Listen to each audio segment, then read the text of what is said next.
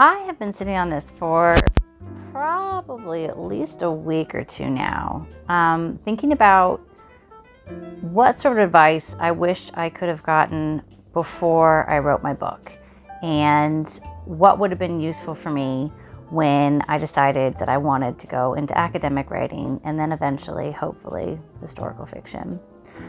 The best bit of advice that I wish somebody had given me, alongside the advice that I've given in previous videos in the past, is to think about your favorite author. And I'm not talking about, your favorite academic author, or in my case, when I was in academia, they said, think about your favorite ethnographer. And I was like, that doesn't exist.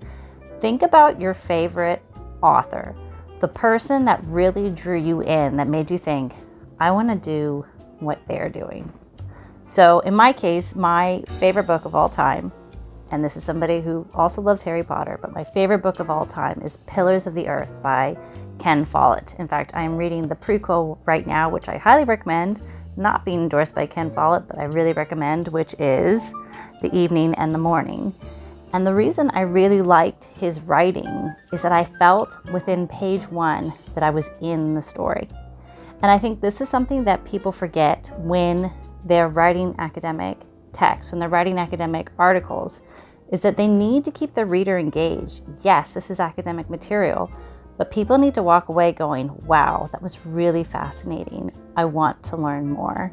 And if we focus so much on trying to sound more academic-y or have this lofty idea of what good academic writing looks like, we spend so much time trying to find the thesaurus of the perfect word that we forget that if we're not clear and concise and to the point and engaging, nobody's going to care. And if nobody cares about the work that you've done, then what's the point?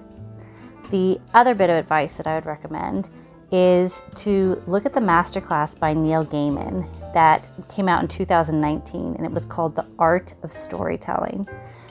He has a really good way of explaining in plain language how to find that voice within yourself. And he says something really crucial about how you could write 1,000 times and only then will you really find the voice, because your voice was always there within you. If you could go and think of your favorite author, think of what that looked like and how their voice came to you, then you can start thinking about how you can project your voice to other readers. And the third thing I'd recommend, because I'm cheeky like that, is to look at the prologue of my book, Segregation and Language Education, the Case of South Tyrol, Italy. Now, you don't need to know about South Tyrol. You don't even need to know about education. But I do spend an entire chapter, the first chapter, the prologue in particular, focusing on the importance of being a good writer and what it means to be a good writer and tips for being a good writer and engaging writer. So that's my little bit of Friday advice for you. If you have any questions, feel free to leave them in the box below. Otherwise, I wish you all a wonderful weekend.